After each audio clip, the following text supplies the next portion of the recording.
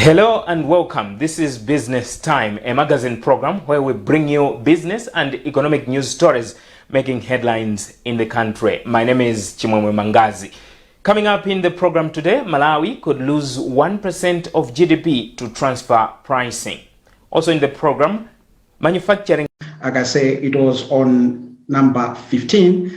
But if you look at now our GDP, if you compare with other countries, you'll see that 1% of GDP loss is a very big loss to a country like Malawi. And we came after Kenya, and when you look at the GDP of Kenya, is better.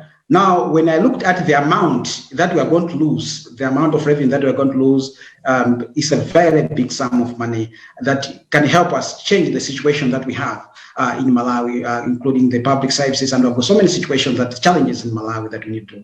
So that's a lot of money when I translate it into what can it interpret into the public service.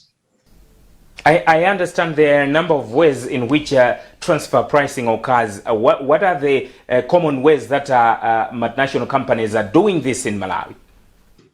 All right. Most of the times, what they do is they shift the profits. They say, okay, they can tell you, okay, we have got these administrative costs that have occurred. Maybe they can bring people like experts. They say we have paid experts from a sister company. While they haven't done that, so what they do is all these costs, these administrative costs, can be shifted somewhere else. So what they do is when they are shifting those administrative costs to a certain country, that means they are taking the revenue from this country, from Malawi, to another country. So it's like they will put all the things that are acceptable to be deducted in tax. So when you like I say, they remit to the institution that is responsible for the collection of tax. So usually they will say, okay, these are the right things that they are supposed to deduct. But in real sense, what they've done is that they're just shifting the profits to another country. So in real sense, what they declare... We stock exchange are thriving despite challenges posed by COVID-19.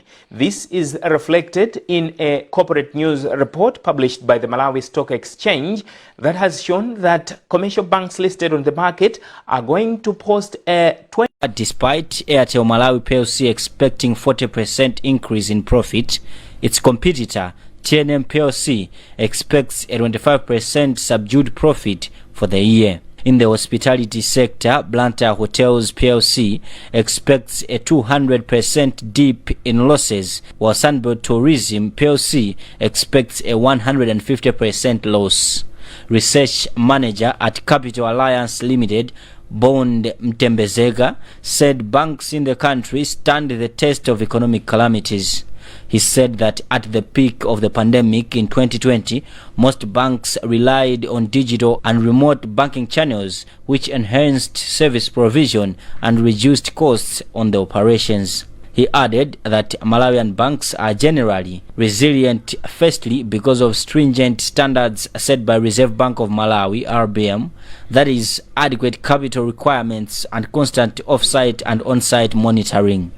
Speaking in an area interview, Malawi Stock Exchange Chief Executive Officer John Kamanga attributed the mixed performance to the COVID-19 pandemic, political instability, and listing of new companies on the market. He indicated that some of the counters were heavily affected, especially the hospitality industry, and some counters saw the price going down. So as the result of that, investors increased their sales but at a lower price. But the market also saw some counters thriving, such as those in the banking industry and the telecommunications industry.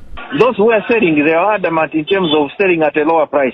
As a result of that, they were actually trying to push it at a higher price, and therefore the price gain in Airtel is much higher than the price gain in NBS. COVID-19 pandemic has knocked economy